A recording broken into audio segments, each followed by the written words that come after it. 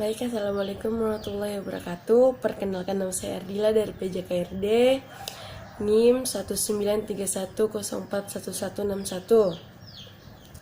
Yang pertama-tama yang saya hormati Ibu Merisa beserta dosen perkembangan peserta didik di kelas saya, beserta dosen maupun teman-teman yang akan melihat video ini setelah diupload di sosial medianya teman-teman.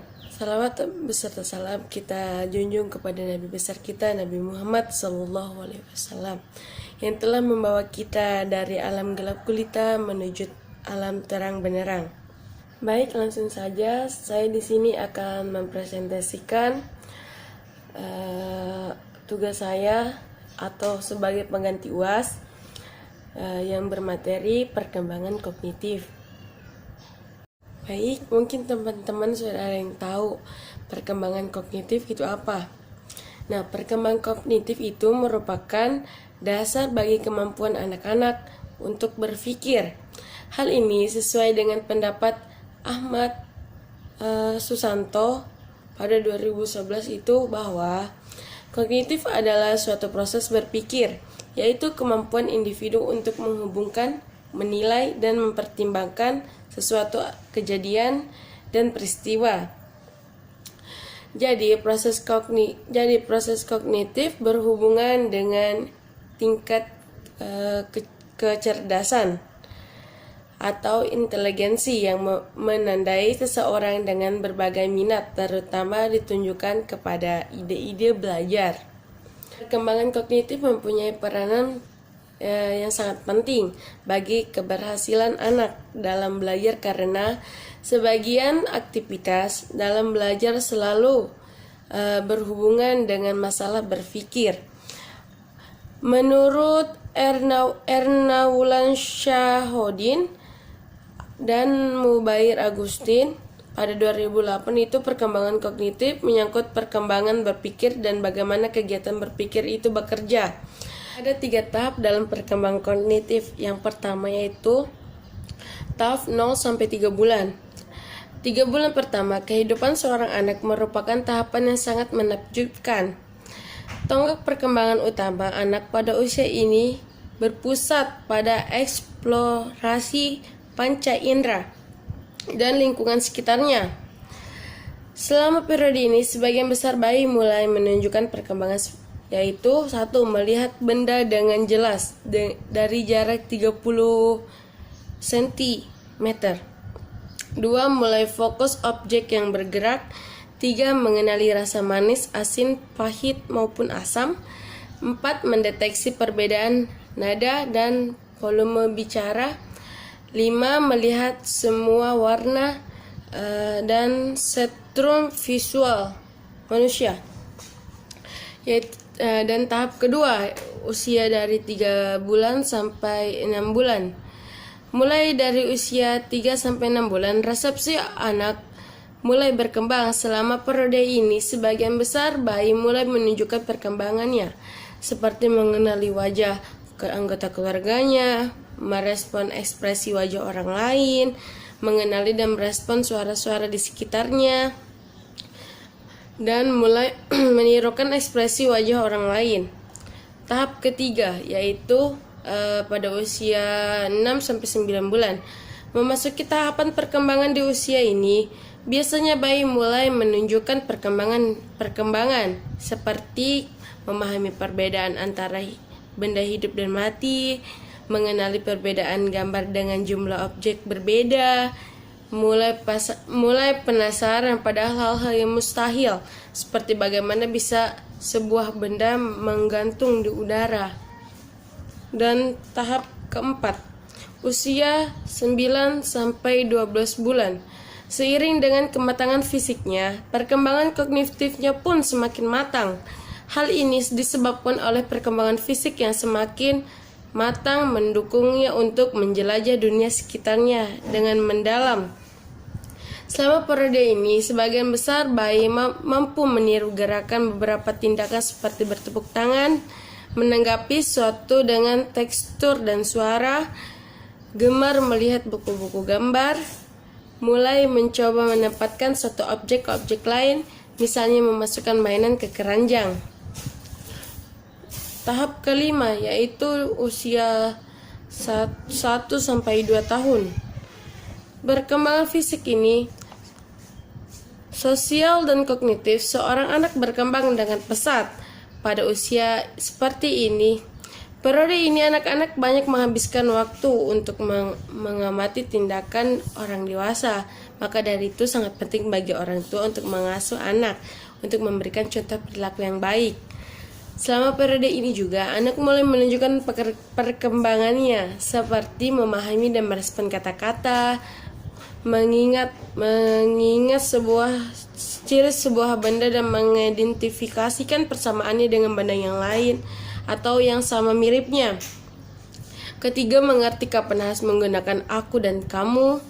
4, menirukan tanda dan ucapan orang dewasa dan mempelajari lingkungan sekitar dan menjelajahinya. Tahap usia 2-3 tahun.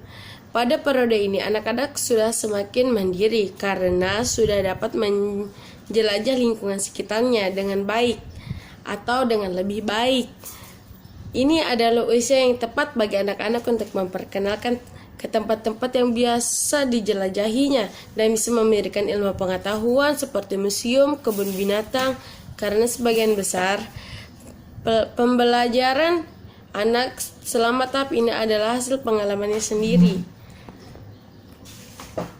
Berikut perkembangan anak-anak pada usia 2 tahun hingga 3 tahun, yaitu 1.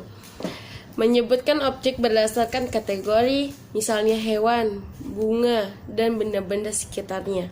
2. Meniru tindakan orang dewasa yang lebih rumit seperti bermain rumah-rumahan, berpura-pura mencuci, dan main masak-masakan. 3. Menanggapi perintah sederhana dari orang tua. 4. Mencocokkan benda dengan kegunaan, misalnya sendok makan dan gelas untuk minum. Usia 3-4 tahun.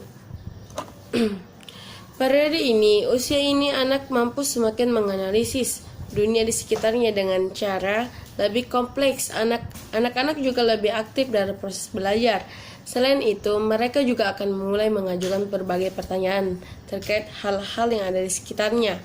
Perkembangan kognitif yang ditunjukkan oleh anak usia di kalangan seperti ini, yaitu mulai aktif mencari jawaban atas pertanyaan-pertanyaan, belajar dengan mengamati dan mendengarkan instruksi, dapat mengatur benda berdasarkan ukuran dan bentuknya, memahami cara mengelompokkan dan mencocokkan benda sesuai dengan warnanya. 5. Sering mengajukan pertanyaan dengan kata-kata mengapa untuk mendapatkan informasi. Tahap usia dari 4-5 tahun. Ketika mendekati usia sekolah ini, kemampuan seorang anak menggunakan kalimat meniru tindakan orang dewasa, berhitung dan kegiatan dasar lainnya udah semakin matang. Berikut perkembangan yang ada pada usia 4-5 tahun, yaitu 1. Mengidentifikasi warna-warna yang lebih kompleks seperti biru dongker, merah muda, dan lain-lain. 2. Menggambarkan bentuk orang. 3. Menggambarkan benda yang sering mereka sebut atau dideskripsikan. 4. Berhitung 1-5. 5. Mengetahui, memberitahu di mana tempat tinggalnya. Masa kanak-kanak adalah masa dengan banyak proses tumbuh dan kembang. Kesimpulan yang saya dapatkan yaitu masa kanak-kanak adalah masa dengan banyak proses dan kembang. Setiap anak akan mengalami berbagai perkembangan yang menunjukkan bahwa otak dan kemampuannya berkembang. Salah satunya perkembangan yang sangat penting adalah dipantau oleh orang tua, yaitu perkembangan kognitif. Tetapi kadang orang tua lebih banyak memperhatikan perkembangan fisik daripada perkembangan kognitif. Padahal perkembangan kognitif juga tak kalah penting daripada perkembangan fisik. Maka dari itu, penting bagi para orang tua untuk mengenali apa saja tahapan perkembangan kognitif anak mereka. Ya, sekian dari saya. Wabillahi taufiq wal hidayah. Wassalamualaikum warahmatullahi wabarakatuh. Baik, bismillahirrahmanirrahim. Assalamualaikum warahmatullahi wabarakatuh. Jadi mungkin saya dari keluarga ataupun orang terdekat dari saudari Dila akan memberikan pesan dan kesan tentang seberapa berpengaruhnya pandemi COVID-19 terhadap proses belajar mengajar khususnya untuk kalangan mahasiswa. Nah, sebagaimana kita ketahui bersama bahwa pandemi COVID-19 ini adalah permasalahan yang sangat serius, bahkan WHO sudah menetapkan COVID-19 sebagai pandemi yang dialami oleh hampir seluruh negara yang ada di dunia. Nah, bukan hanya persoalan pendidikan, tapi persoalan ekonomi, sosial ekonomi, budaya, dan sebagainya itu dipengaruhi oleh pandemi ini. Adapun yang kita ketahui bersama bahwa sejak ditetapkannya COVID-19 sebagai pandemi yang sangat serius, sudah banyak bermunculan bentuk aturan-aturan atau himbauan yang dikeluarkan oleh pemerintah.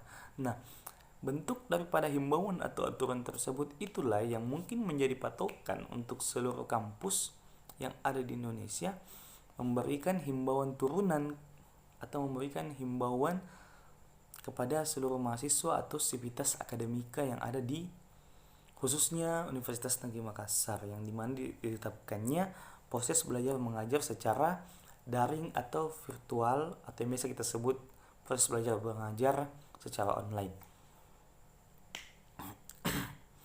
Adapun kita ketahui bersama bahwa yang menjadi permasalahan dalam proses belajar online itu ada beberapa faktor yang mempengaruhi. Yang pertama mungkin lokasi rumah yang tidak strategis, yang mungkin posisi rumahnya di situ, pada posisi rumahnya tidak terdapat jaringan internet atau jaringan telepon yang bagus.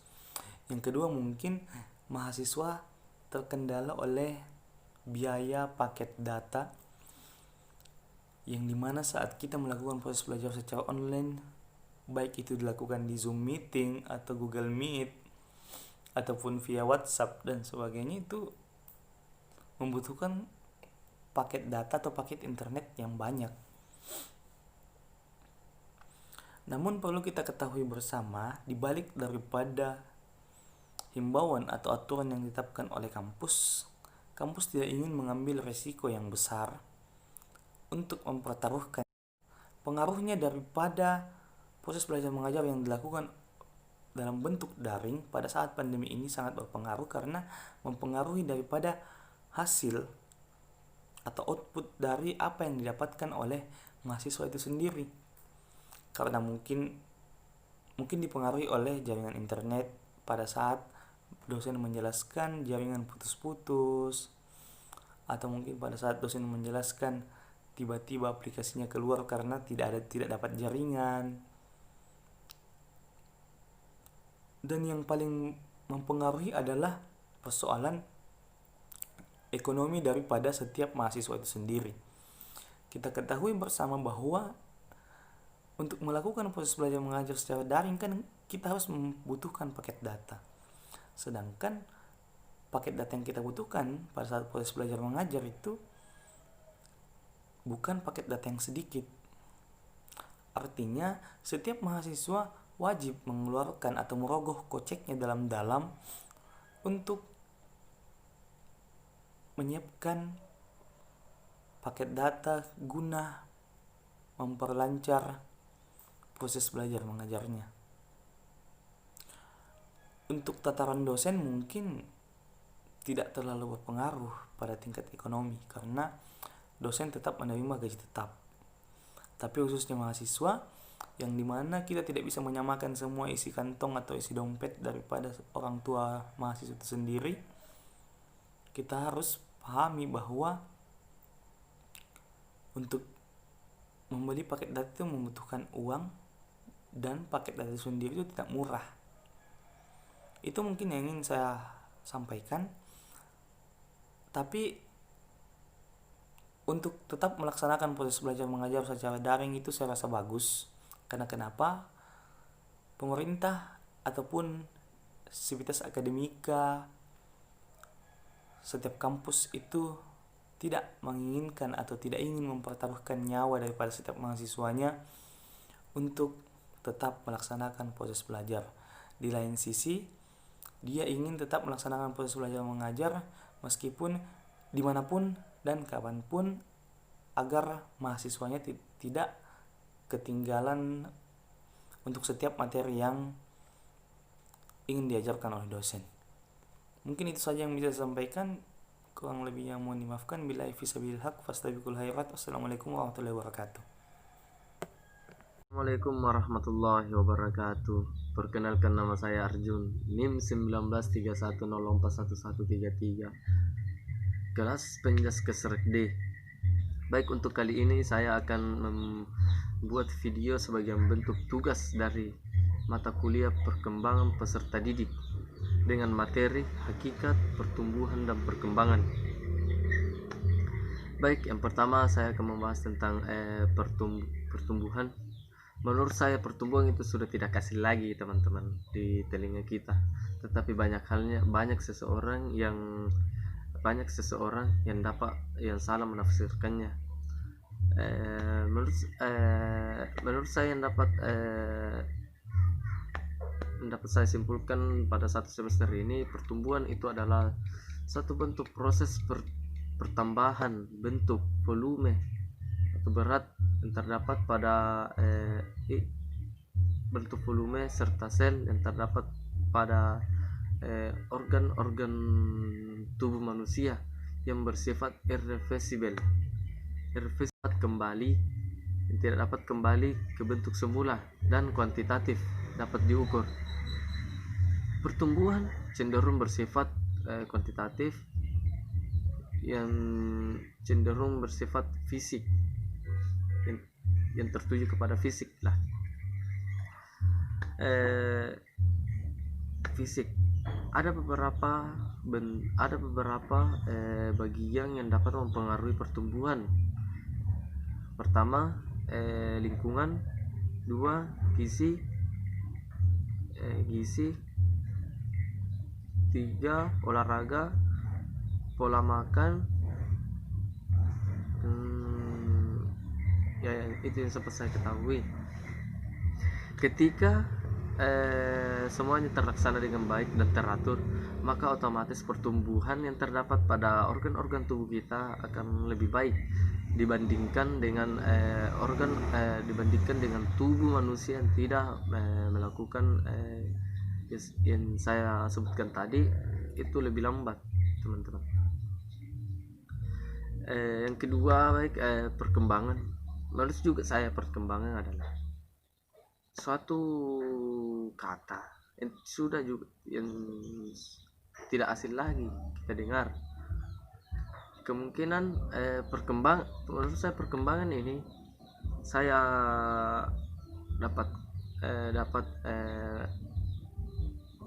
memaparkan lewat video ini, yaitu suatu bentuk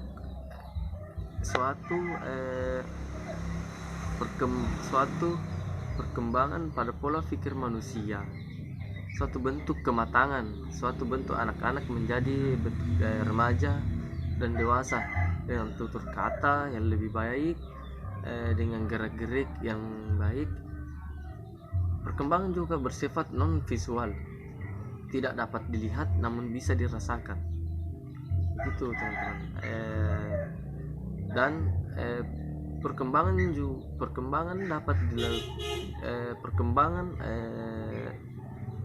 dapat dikembangkan melalui ajaran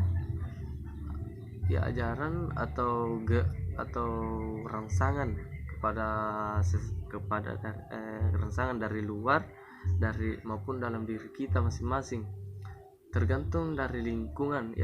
Biasa juga tergantung dari lingkungan atau didikan dari orang tua, atau termasuk juga dari lingkungan. Begitu teman-teman. Untuk pesan saya tentang namanya penyakit, tentang tugas kali ini, mohon maaf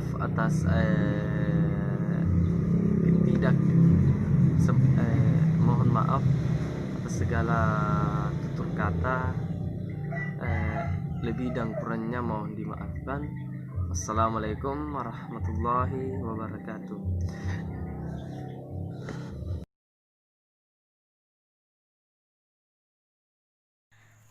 Assalamualaikum warahmatullahi wabarakatuh. Saya Nurlina sebagai orang terdekat Arjun ingin menyampaikan pesan dan kesan selama COVID-19 ini atau yang kerap kali disebut virus corona. Teruntuk adikku Arjun, selama ada peraturan dari kampus untuk belajar online dan mengerjakan semua tugas-tugas melalui online, jangan pernah mengeluh dan tetap semangat. Selama pandemi corona ini, jangan jadikan alasan untuk bermalas-malasan belajar, namun jadikan motivasi bahwa kamu harus semakin giat belajar dan semakin meningkatkan ilmunya kembali, dan jangan pernah bermalas-malasan. Saran saya, tetap jadi mahasiswa teladan dan tetap menurut untuk mengerjakan semua tugas-tugas yang diberikan sama dosen-dosennya. Kesan saya buat Arjun selama COVID-19 ini atau virus corona ini, dia tidak pernah mengeluh untuk mengerjakan semua tugas-tugas yang diberikan oleh dosennya. Dan pada saat dia juga melakukan kuliah online dan berdiskusi dengan teman-temannya melalui online dan mendengarkan materi-materi terhadap dosennya melalui online, dia tidak pernah mengeluh. Hanya saja dia terkadang dia mengeluh soal paket data karena dia tidak memiliki pemasukan atau keuangan yang cukup banyak, sehingga apabila ada kuliah online terus paket datanya habis, pasti dia akan mengeluh.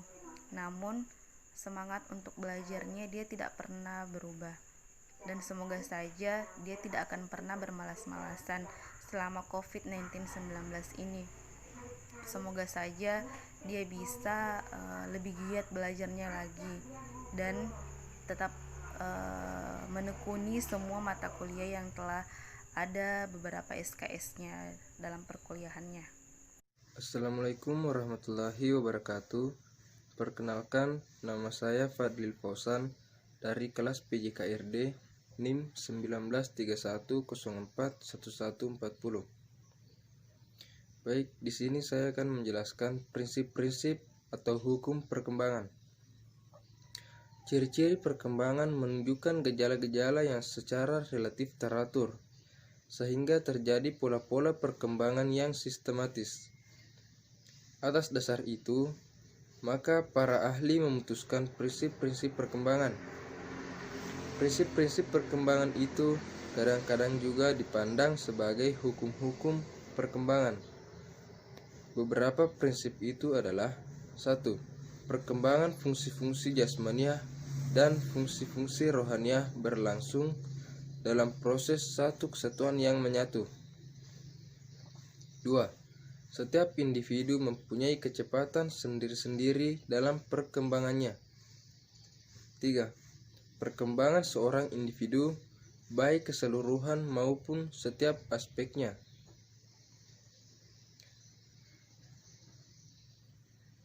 Kelangsungannya tidak konstan, melainkan berirama. Proses perkembangan itu meliputi pola tertentu. Itu yang keempat.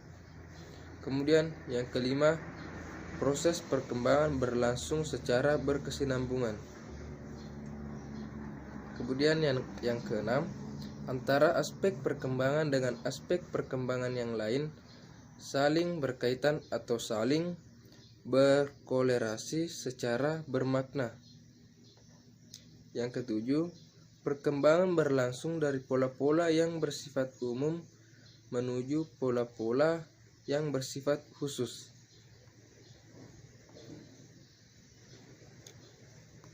Kemudian hubungan antara belajar dan perkembangan,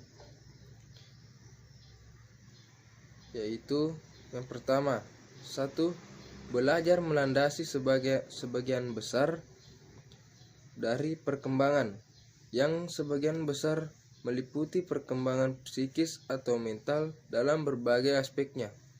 Sebagian kecil yaitu aspek pertumbuhan yang tidak bergantung pada usaha belajar walaupun meletakkan dasar bagi perkembangan psikis atau mental. Yang kedua, adanya tahap perkembangan tertentu berpengaruh terhadap apa yang dapat dipelajari dan dengan cara bagaimana harus dipelajari. Misalnya, anak sebelum berusia 6 tahun biasanya belajar berbicara 2 bahasa sekaligus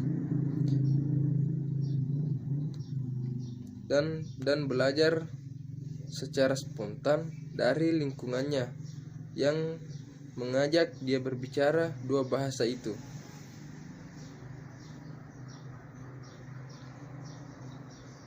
Kemudian implikasi prinsip-prinsip atau hukum perkembangan terhadap pendidikan. Manusia pada umumnya berkembang sesuai dengan tahap-tahapannya. Perkembangan tersebut dimulai sejak masa konsepsi hingga akhir hayat. Ketika individu memasuki usia sekolah, yakni antara 7 sampai dengan 12 tahun, individu dimaksud sudah dapat disebut sebagai peserta didik yang akan berhubungan dengan proses pembelajaran dalam suatu sistem pendidikan.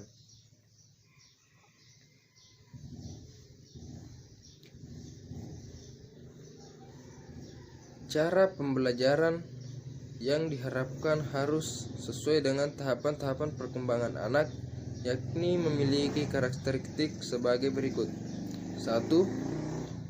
Programnya disusun secara fleksibel dan tidak kaku serta memperhatikan perbedaan individu anak.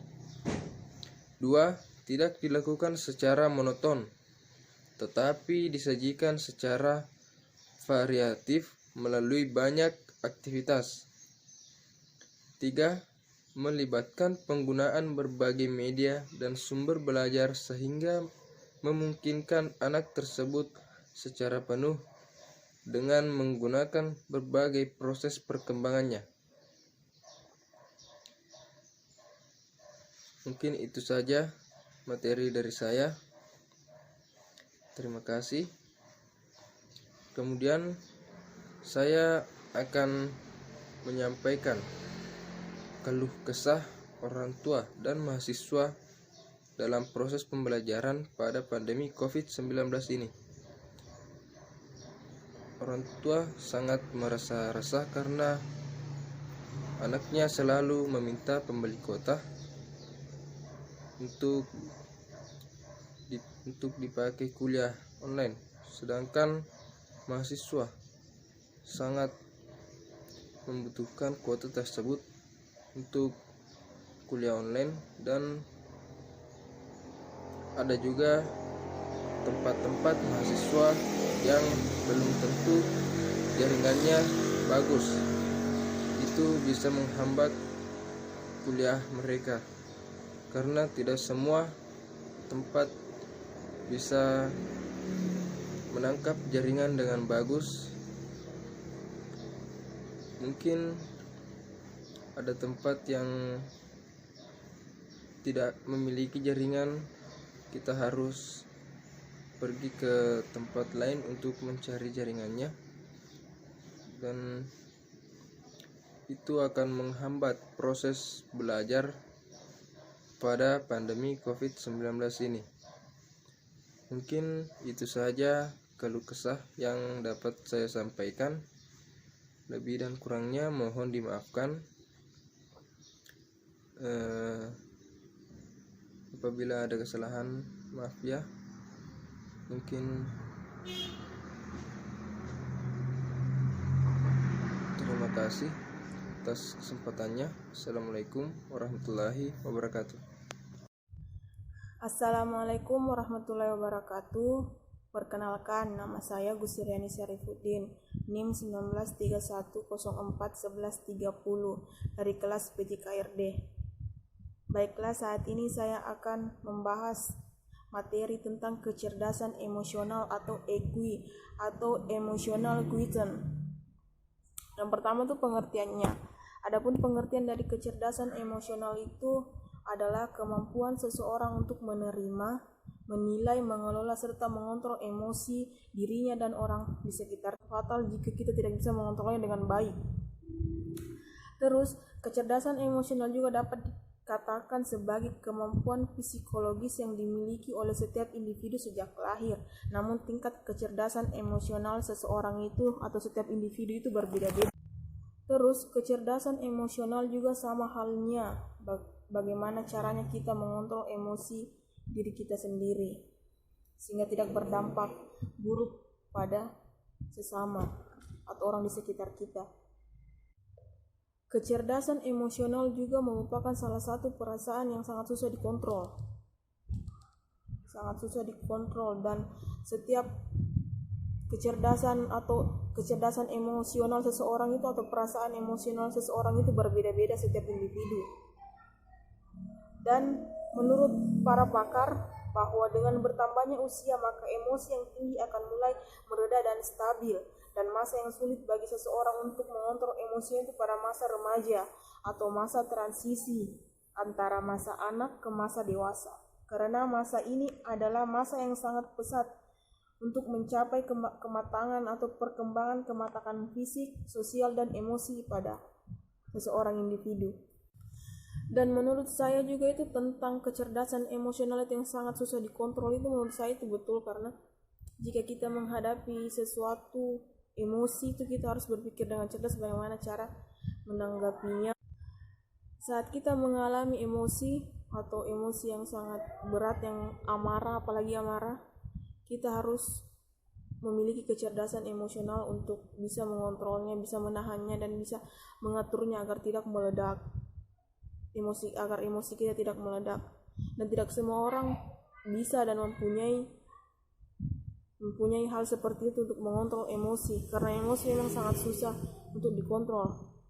Bukan hanya saja emosi saat marah, senang, ataupun sedih. Semua emosi sangat susah untuk dikontrol. Jadi kembali kepada diri kita masing-masing bagaimana cara kita mengontrol emosi kita sendiri agar tidak berdampak buruk pada diri kita dan orang lain di sekitar kita, tidak melukai siapapun. Karena emosi di setiap individu itu pasti selalu ada, cuman berbeda-beda dan cara menanggapinya berbeda-beda. Dan setiap emosi di individu itu, di manusia itu berbeda-beda. Tidak ada emosi yang sama, hanya bagaimana cara kita saja untuk menanggapinya. Dan menurut saya contoh kecerdasan emosional itu mungkin pada saat kita lagi terkena musibah atau kita lagi berantem dengan saudara atau teman yang membuat emosi kita membara, apalagi emosi marah. Karena menurut saya emosi saat kita marah itu sangat susah untuk dikontrol, ya sangat susah untuk dihadapi, karena saat kita marah itu di pikiran kita tuh hanya ada hal-hal yang buruk, dan di saat itulah kecerdasan emosional seseorang bisa dilihat. Kecerdasan emosional kita dibutuhkan. Beda saat kita merasa senang atau bahagia, isi pikiran kita tuh hanya hal-hal yang baik-baik saja, karena kita tidak mungkin melakukan hal yang buruk saat kita senang, saat kita lagi menghadapi emosi yang senang. Emosi senang itu mungkin terbalikan dari emosi marah, karena saat kita marah itu emosi itu sangat susah untuk dikontrol. Menurut saya itu sangat susah dikontrol. Baiklah, mungkin itu saja yang dapat saya sampaikan tentang kecerdasan emosional. Kurangnya mohon dimaafkan. Assalamualaikum warahmatullahi wabarakatuh.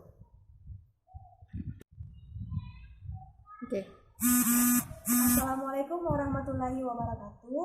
Perkenalkan, nama saya Rosnani. Umur saya sekarang sudah 21 tahun. Pekerjaan saya sebagai pegawai swasta. Alamat saya di Jalan Bontorambat, Lorong 13. Hubungan saya dengan Bu Sriani, saya sebagai saudara kandungnya dari 5 bersaudara. Pendapat saya tentang kuliah online sangat bermanfaat dan sangat mendukung semua mahasiswa-mahasiswa di setiap fakultas. Karena selain bisa belajar, mahasiswa juga masih mampu bertatapan muka langsung dengan dosen. Terus, menurut saya kuliah online itu sangat membutuhkan dukungan dari universitas. Apalagi sekarang mengingat pandemi corona makin meningkat di area Makassar.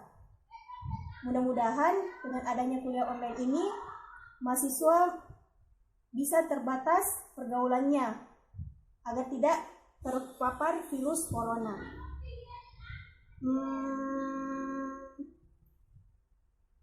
Mudah-mudahan kuliah online ini untuk semua mahasiswa dan bisa dimanfaatkan dengan baik. Oke. Mungkin hanya itu pendapat saya tentang kuliah online. Mudah-mudahan lebih meningkat lagi, mudah-mudahan lebih bermanfaat lagi. Sekian dari saya. Wassalamualaikum warahmatullahi wabarakatuh. Nama saya Andi Malikul Hakul Mubin Rahman, NIM 1931041137, kelas P3RD. Baiklah, saya akan menjelaskan atau mempresentasikan materi tentang perkembangan sosial. Perkembangan sosial merupakan pencapaian kematangan dalam hubungan sosial.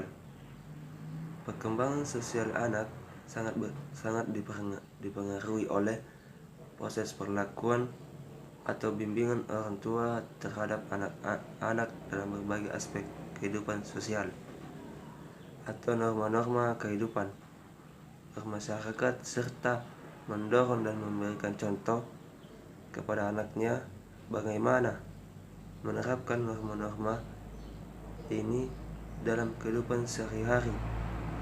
Ada seorang pakar ahli yang bernama Hurlock tahun 2011 menyatakan pendapatnya bahwasanya perkembangan sosial adalah perolehan perilaku yang sesuai dengan tuntunan sosial, menjadi orang yang mampu bermasyarakat, memerlukan 3 proses. Masing-masing proses terpisah dan sangat berbeda satu sama lain, tapi saling berkaitan, sehingga kegagalan dalam suatu proses akan menurunkan kadar sosialisasi individu dan dapat disimpulkan secara umum bahwasanya perkembangan sosial menyesuaikan diri terhadap norma-norma yang didasari atas adanya peran dan dorongan hasil dari proses kematangan fisik melalui pembentukan fungsi organ jasmani dan rohani, dan dapat juga diartikan perilaku sesuai dengan ketentuan sosial yang diperoleh melalui kematangan dan kesempatan belajar dari berbagai respons. Selanjutnya yaitu strategi perkembangan sosial pada anak usia dini. Menurut Hairani tahun 2013, aktivitas bermain setiap anak memiliki peran yang cukup besar dalam mengembangkan kecakapan sosialnya sebelum berteman, dan anak akan menyediakan mainan dan menghadapi pengalaman sosialnya. Hairani mengemukakan bahwa sikap yang perlu dikembangkan melalui kegiatan bermain antara lain yaitu 1.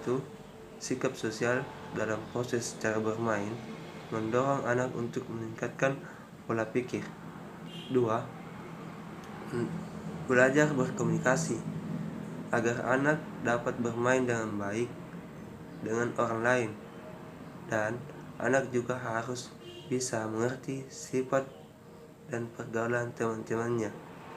3. Lebih menghargai daripada perbedaan. 4. Menghargai harmoni dan kompromi. Dan yang terakhir yaitu faktor yang mempengaruhi perkembangan sosial anak usia dini.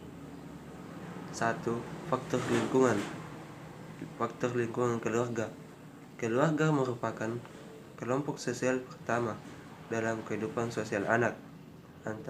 di antara faktor yang terkait dengan keluarga dan yang banyak berpengaruh terhadap perkembangan sosial anak, yaitu hal-hal yang berkaitan dengan: satu, status ekonomi keluarga; kedua, keutuhan keluarga; dan sikap dan kebiasaan orang tua. Yang kedua, faktor dari luar rumah. Pengalaman sosial awal di luar rumah melengkapi pengalaman di dalam rumah dan merupakan penentu yang penting bagi sikap sosial dan pola perilaku anak. Demikianlah materi dari saya. Mohon maaf bila banyak kesalahan. Assalamualaikum warahmatullahi wabarakatuh. Baik, Assalamualaikum warahmatullahi wabarakatuh. Pesan dan kesan yang saya lihat dari mahasiswa saudara Malikul Hakul Mubin, kesan saya yang pertama yaitu belajar jadi lebih aman dan nyaman, karena situasi dan kondisi tentunya berbeda dengan di kampus dan di rumah. Kalau di rumah mungkin ya lebih aman dan tentram dalam pembelajaran yang kita lakukan. Yang kedua itu waktu belajar jadi lebih panjang. Dalam artian kampus dan rumah itu berbeda. Kalau di kampus kan memang ada waktu dan jadwal yang telah ditentukan oleh kampus. Tetapi kalau di rumah ada waktu luang untuk belajar dan tidak merasa bosan. Yang ketiga yaitu rajin menjalankan tugas-tugas. Kenapa? Karena mahasiswa dapat menjadi lebih rajin dan mengetahui lebih dalam ilmu-ilmu yang telah dipelajari dan diberikan oleh dosen. Selanjutnya pesan saya kepada dalam kuliah online ini bahwasanya tetap jaga kesehatan dan tetap terus ikuti anjuran dari pemerintah. Tetap di rumah saja. Semoga pandemi ini cepat berakhir dan segala aktivitas kita berjalan dengan semestinya, sebagaimana mestinya. Mungkin itu dari saya. Assalamualaikum warahmatullahi wabarakatuh. Assalamualaikum warahmatullahi wabarakatuh. Saya Naldi M, kelas PJKRD, ingin menjelaskan materi tentang perkembangan moral dan spiritual. Baiklah, saya akan menjelaskan perkembangan moral dan spiritual. Pengertian perkembangan adalah perubahan jangka panjang dalam pertumbuhan seseorang, perasaan, pikiran, hubungan sosial, dan keterampilan motorik seseorang. Pengertian moral secara etimologis, moral berasal dari bahasa Latin yaitu mos atau moris atau arti sebenarnya kebiasaan, cara, tingkah laku, dan kelakuan. Dan teori perkembangan moral Colbert menekankan bahwa perkembangan moral akan terutama pada penalaran moral dan berkembang secara bertahap. Secara konsep, kunci untuk memahami perkembangan moral khususnya teori Colbert adalah internalisasi, yaitu perubahan perkembangan dan perilaku yang dikendalikan secara eksternal menjadi perilaku yang dikendalikan secara internal. Setiap individu sebagai bagian dari masyarakat diharapkan bersikap sesuai dengan cara yang disetujui oleh masyarakat, berperilaku sesuai dengan yang disetujui masyarakat diperoleh melalui proses yang panjang dan lama. Perkembangan bahasa terkait dengan perkembangan kognitif yang berarti faktor intelek atau kognisi sangat berpengaruh terhadap perkembangan kemampuan. Assalamualaikum warahmatullahi wabarakatuh. Perkenalkan, nama saya Sufiani, NIM 1931941136, Fakultas Ilmu Keolahragaan Universitas Negeri Makassar. Alhamdulillahirabbil alamin. Puji syukur kehadirat Allah Subhanahu wa taala atas berkat hidayahnya masih bisa diberi kesehatan dan lindungan. Semoga final perkembangan peserta didik baik. Kami ingin memasuki materi. Tujuan dari materi ini ada untuk mengetahui pengertian perkembangan peserta didik, untuk memahami tentang konsep perkembangan peserta didik, untuk mengetahui tugas perkembangan peserta didik pada masa remaja, untuk mengetahui cara mengimplikasikan tugas-tugas perkembangan peserta didik pada usia remaja. Baik, kami ingin menjelaskan perkembangan peserta didik. Perkembangan peserta didik mencakup seluruh aspek kepribadian dan suatu aspek dengan yang lain. Saling berinteraksi sebagian besar dari perkembangan aspek-aspek kepribadian itu terjadi melalui proses belajar, baik proses belajar yang sederhana dan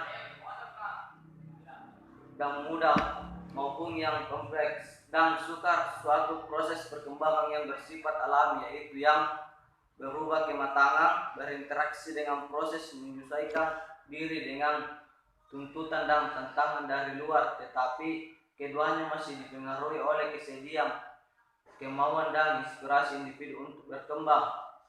Ketiganya mempengaruhi penyelesaian tugas-tugas yang dihadapi individu dalam perkembangannya. Menurut Apikrus, tugas perkembangan adalah tugas-tugas yang harus diselesaikan individu pada fase-fase atau periode kehidupan tertentu, dan apabila berhasil mencapainya mereka akan berbahagia, tetapi sebaliknya apabila mereka gagal akan kecewa dan dicela orang tua atau masyarakat. Dan perkembangan selanjutnya juga akan mengalami kesulitan dan menyelesaikan tugas-tugas selanjutnya. Perkembangan dalam suatu periode atau tahap tertentu akan mempengaruhi menyelesaikan tugas-tugas pada tahap berikutnya. Adapun yang menjadi sumber dari pada tugas-tugas perkembangan tersebut menurut Apikrus adalah kematangan fisik, tuntutan masyarakat atau budaya, dan nilai-nilai dan inspirasi individu. Pembagian tugas-tugas perkembangan yang harus diselesaikan individu pada tahap perkembangan ada 4 tahap besar perkembangan individu, yaitu masa bayi dan kanak-kanak, masa anak, masa remaja yang terbagi lagi ada dewasa muda, dewasa usia lanjut. Tugas perkembangan merupakan suatu tugas muncul pada periode tertentu dan tentang kehidupan individu yang apabila tugas itu dapat berhasil tuntaskan akan membawa kebahagiaan dan kesuksesan dalam menuntaskan tugas berikutnya. Sementara apabila gagal maka akan menyebabkan ketidakbahagiaan pada diri individu yang bersangkutan, menimbulkan penolakan masyarakat dan kesulitan dalam menuntaskan tugas berikutnya. Sumber tugas perkembangan. Munculnya tugas-tugas perkembangan sumber pada faktor-faktor berikutnya. 1. Kematangan fisik, misalnya A. Belajar berjalan karena kematangan otot-otot. B.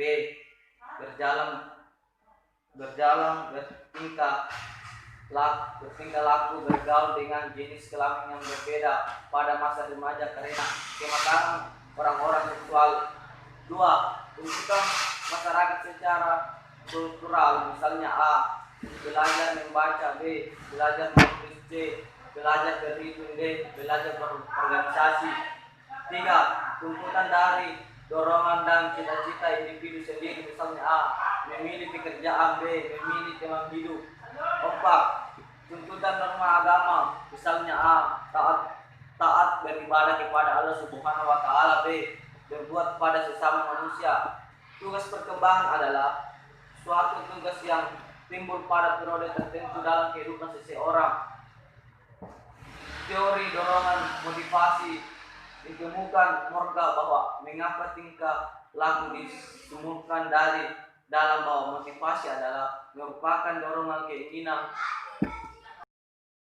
Selamat pagi Bapak Ibu. Pada saat ini saya akan mengucapkan terima kasih kepada semua yang telah mendidik saya hingga saat ini, terutama untuk kedua orang tua saya yang telah mendidik saya menjadi lebih baik, berujung banting tulang untuk membiayai sekolah saya.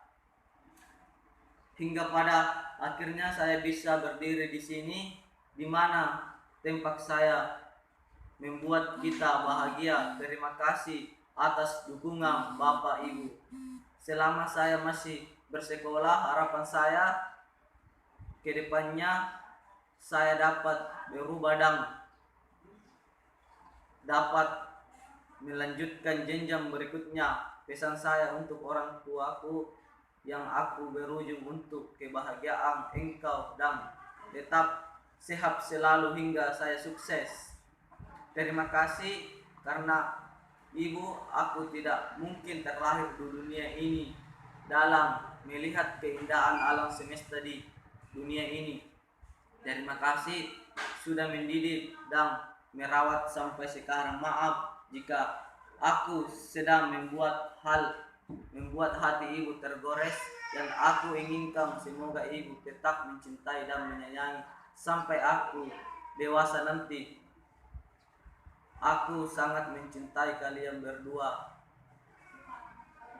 Berkat kalian aku bisa seperti ini dan aku tidak akan pernah menyakiti hati kalian. Aku sayang kamu kalian. Ibu, ayah, jangan pernah tinggalkan aku karena kalian adalah orang paling aku sayangi di muka bumi ini.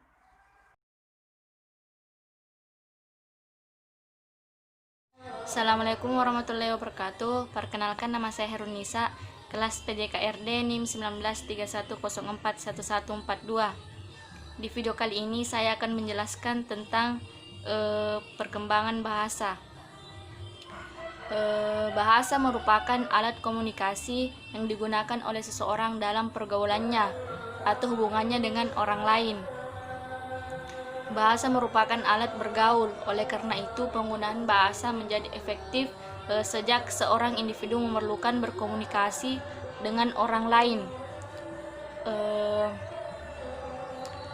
Bahasa diperlukan sejak manusia bayi dan mulai berkomunikasi dengan orang lain. Perkembangan bahasa terkait dengan perkembangan kognitif yang berarti faktor intelek sangat berpengaruh terhadap perkembangan kemampuan berbahasa. Perkembangan bahasa dipengaruhi oleh lingkungan, karena bahasa pada dasarnya merupakan hasil belajar dari lingkungan. Anak bayi belajar bahasa seperti halnya belajar hal lain, meniru dan mengulang kata yang diucapkan oleh orang lain yang merupakan cara belajar bahasa awal pada bayi. Manusia dewasa, terutama ibunya, di sekelilingnya membetulkan dan memperjelas kata-kata yang salah. Kata-kata yang salah, belajar bahasa yang sebenarnya baru dilakukan oleh anak berusia 6-7 tahun di saat anak mulai bersekolah. Bahasa remaja adalah bahasa yang telah berkembang. Anak remaja telah banyak belajar dari lingkungan. Dengan demikian, bahasa remaja terbentuk dari kondisi lingkungan. Lingkungan remaja mencakup lingkungan keluarga, masyarakat, khususnya pergaulan teman sebaya dan lingkungan sekolah. Pola bahasa yang dimiliki adalah bahasa yang berkembang di dalam keluarga atau bahasa ibu.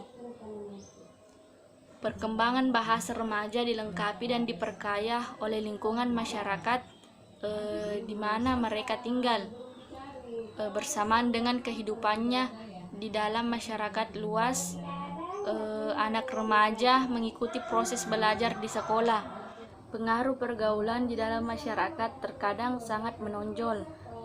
sehingga bahasa anak remaja menjadi lebih diwarnai pola bahasa pergaulan yang berkembang di dalam kelompok teman sebaya.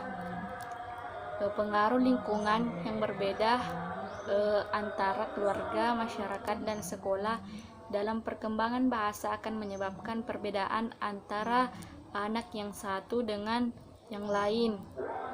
Hal ini ditunjukkan dengan pemilihan dan penggunaan kosakata sesuai dengan tingkat sosial keluarganya. Keluarga dari masyarakat lapisan berpendidikan rendah atau buta huruf akan banyak menggunakan bahasa pasar, bahasa sembarangan dengan istilah-istilah yang kasar. Masyarakat yang terdidik yang pada umumnya memiliki status sosial yang baik akan menggunakan istilah-istilah yang lebih efektif, dan pada umumnya anak-anak remaja juga berbahasa secara lebih baik. Berbahasa terkait erat dengan kondisi pergaulan. Oleh karena itu, perkembangannya dipengaruhi oleh beberapa faktor.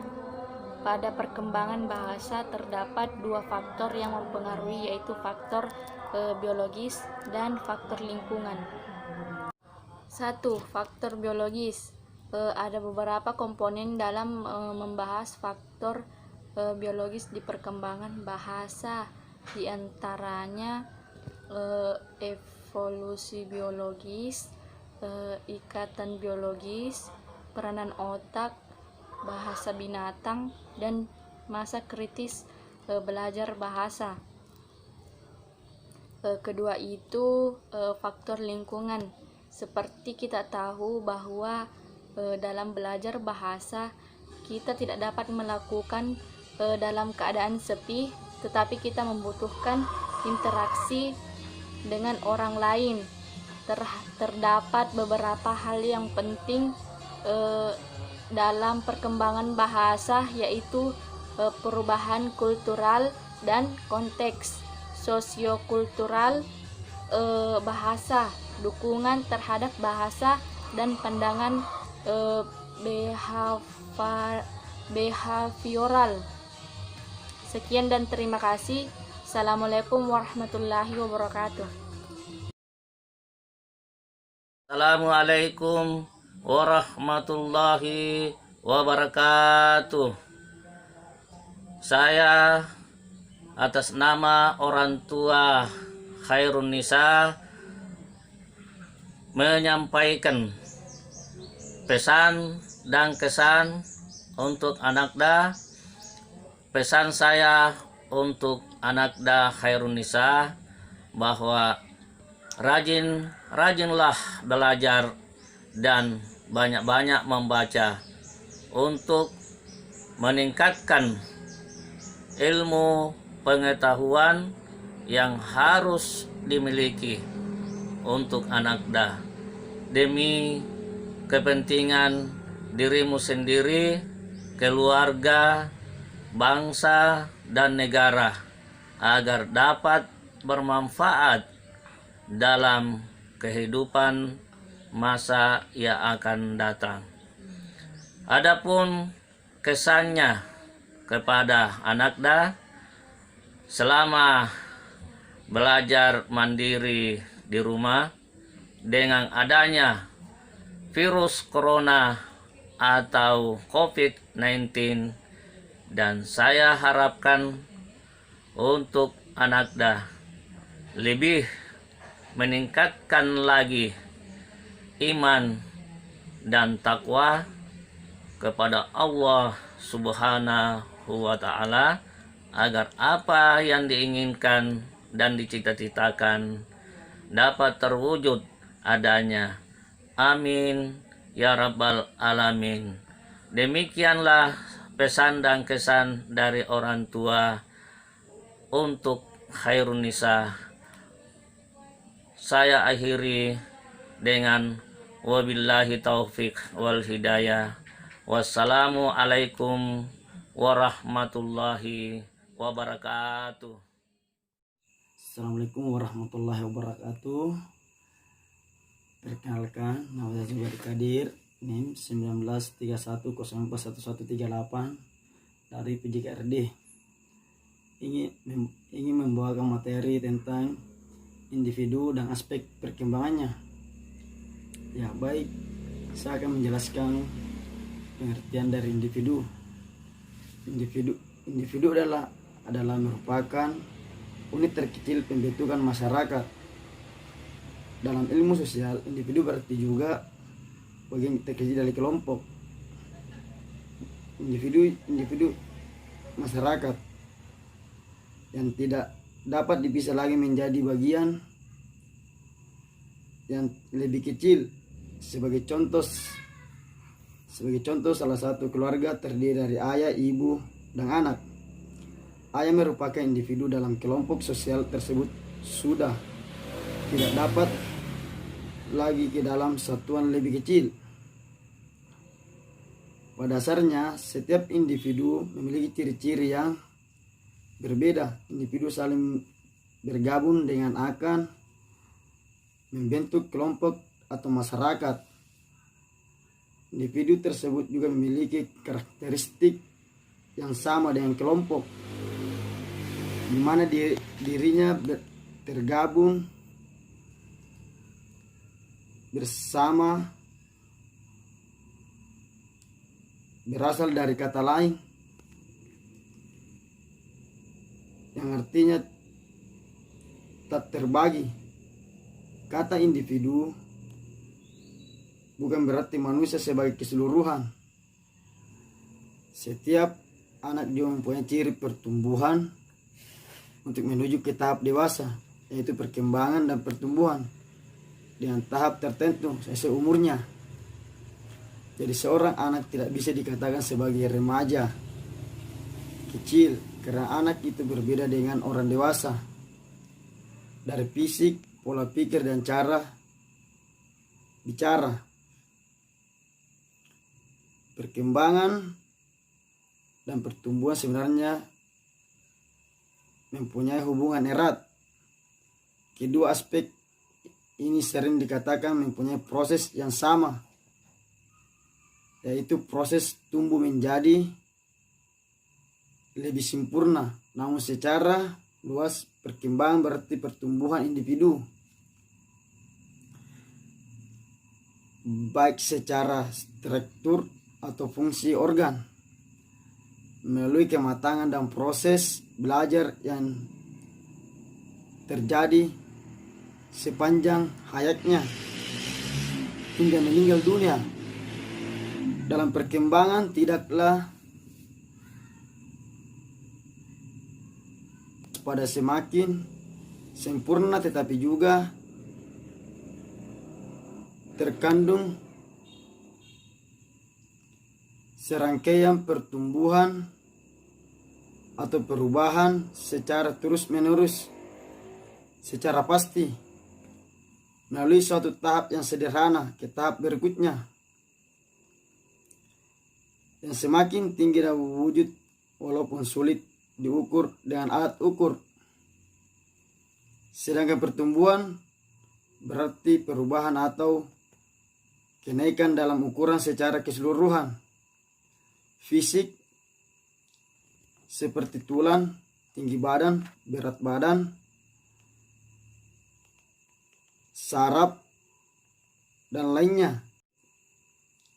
Seperti tulang, tinggi badan, berat badan, saraf, dan lainnya menjadi lebih sempurna. Pertumbuhan individu dapat diukur dengan alat pengukur pertumbuhan, merupakan perubahan yang bersifat kuantitatif, yaitu peningkatan dalam ukuran dan fungsi fisik murni, sehingga dapat diartikan bahwa pertumbuhan juga berada pada tahapan perkembangan, tetapi tidak semua perkembangan bisa dikatakan pertumbuhan. karena perkembangan terbatas pada proses inflasi di mana individu mengalami penurunan dan perusakan ketika sudah berada dalam puncaknya sehingga menuju kematian, sedangkan pertumbuhan menyangkut proses evaluasi yang terus menuju kesempurnaan. Baik, kurang dan lebihnya mohon dimaafkan. Wabillahi taufiq wal hidayah. Assalamualaikum warahmatullahi wabarakatuh.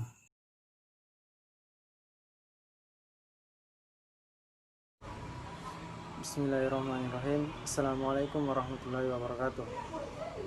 Perkenalkan, nama saya Alfiansyah, NIM 1931041134,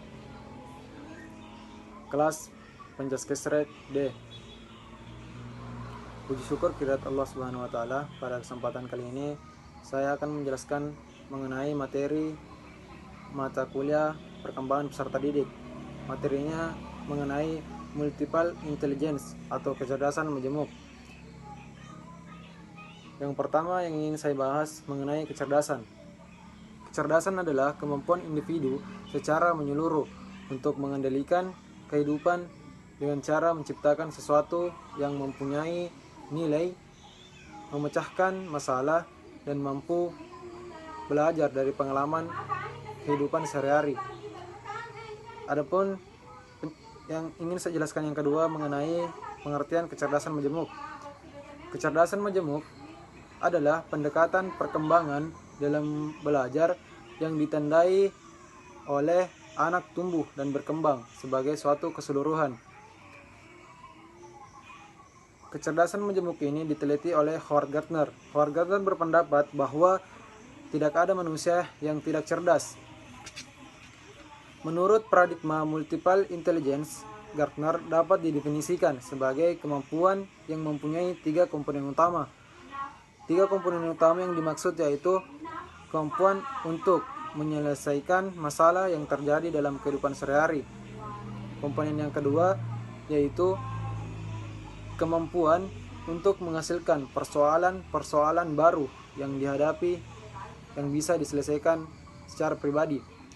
Yang komponen yang ketiga yaitu kemampuan untuk menciptakan sesuatu atau menawarkan jasa yang menimbulkan penghargaan dalam budaya masing-masing.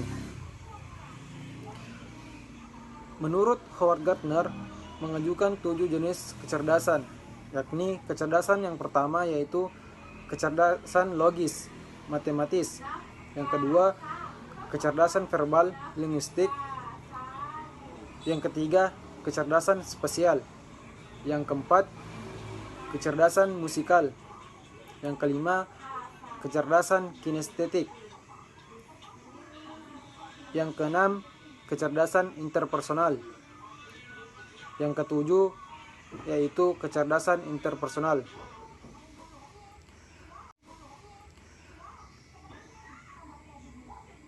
Kesimpulan dari apa yang saya jelaskan tadi yaitu kecerdasan dapat dilihat dari berbagai pendekatan, yakni pendekatan teori belajar, pendekatan teori neurobiologis, pendekatan teori psikometri, dan pendekatan teori perkembangan. Adapun kecerdasan menurut Howard Gardner adalah kemampuan yang mempunyai 3 komponen, yakni kemampuan untuk menyelesaikan masalah, yang kedua kemampuan untuk menghasilkan permasalahan baru, dan yang terakhir yaitu menciptakan sesuatu. Adapun karakteristik kecerdasan majemuk adalah setiap inteligensi berbeda, tetapi sederajat, dimiliki oleh manusia dalam kadar tidak sama. Terdapat banyak indikator dalam setiap kecerdasan. Setiap kecerdasan saling bekerja sama. Kecerdasan ditemukan di seluruh dunia. Tahap alami dimulai dengan kemampuan membuat pola dasar. Kecerdasan diekspresikan melalui rentang pengejaran profesi dan hobi. Kecerdasan mungkin berada pada kondisi berisiko. Mungkin itu penjelasan dari kecerdasan majemuk.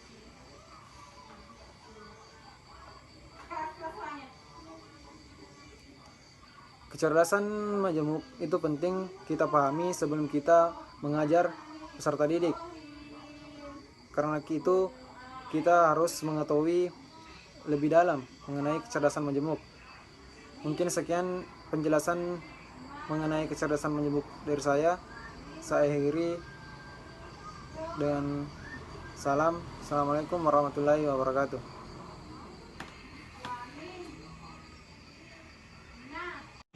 Assalamualaikum warahmatullahi wabarakatuh. Di masa pandemi COVID-19 ini, kita mendapatkan pembelajaran yang sangat berharga dari berbagai aspek, mulai dari kesehatan, pendidikan, ekonomi, dan sosial. Di mana kita disadarkan dan diingatkan kembali bagaimana cara menjaga pola hidup bersih, bagaimana tentang susahnya mendidik anak di rumah, bagaimana susahnya mencari penghasilan untuk tetap memenuhi kebutuhan hidup kita sehari-hari. Pada masa pandemik ini, bukan cuma kita yang merasakan dampaknya, tetapi di semua kalangan, terutama golongan menengah ke bawah. Ini juga mengingatkan kita tentang pentingnya saling tolong-menolong, peka terhadap lingkungan sekitar kita, dan bisa saling membantu meskipun tetap menjaga jarak dan tetap mengikuti instruksi dan protokol kesehatan dari pemerintah untuk kebaikan kita bersama. Assalamualaikum warahmatullahi wabarakatuh.